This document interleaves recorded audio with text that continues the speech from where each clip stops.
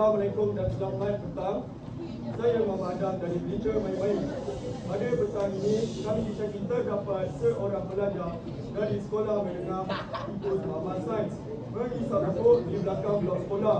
Tambahan pula, terdapat berpuluh-puluhan kotak rokok yang telah digunakan oleh tikus.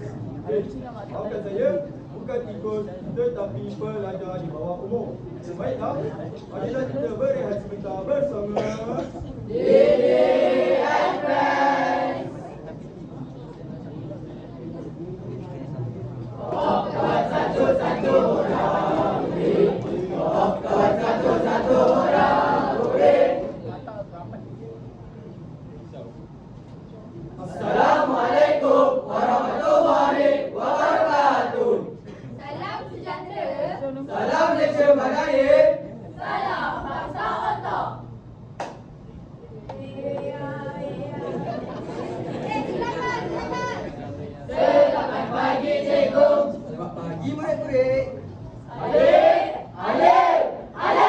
Oh, bocah yang kata bang. Sudah, Alif, apa nak jadi dengan awak ni? Selalu tidur dalam kelas. Maafkan saya cikgu, saya tidur lambat semalam sebab buat kerja sekolah. bukan kita main bola ke semalam?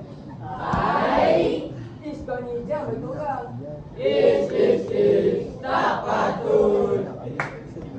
Murid-murid, kamu sepatutnya ada disiplin dalam diri. Jangan jadi macam Alif. Baik, cikgu. Cikgu, disiplin tu apa? Alah, disiplin tu rasa context lah. Tidak. Tidak. Sudah. Dengar apa yang cikgu nak cakap ni. Disiplin ialah satu elemen yang penting dalam mencapai matlamat dan memastikan kehidupan yang teratur. Tak kisahlah dia dekat rumah ke? Atau di sekolah? Kita mesti kena berdisiplin. Jom kawan. Masih dan fokus. Apa perlu diajar oleh orang tua? Yasin. Apa lagi contoh-contoh pembatasan disiplin? Kamu semua, tengok ni. Cantik tak serengkan saya? Tukarnya.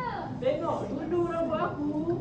Rambut kepang dua sekarang rambut merah-merah.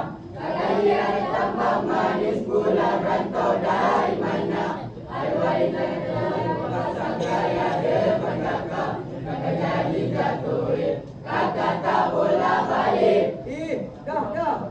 Alah, baru nak sambung balik ke sini. Kawan-kawan, tengok rambut saya. Dah panjang balik. Kancak saya. Mulutnya. Tengok ni.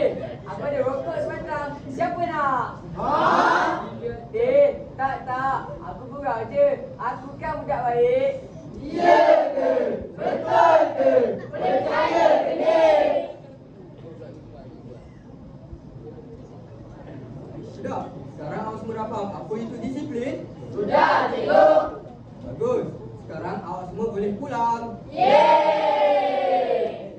Aku pulang dari sekolah. Bapakku datang dengan kereta untuk mengambil aku di sekolah. Boleh ku pulang dengan segera.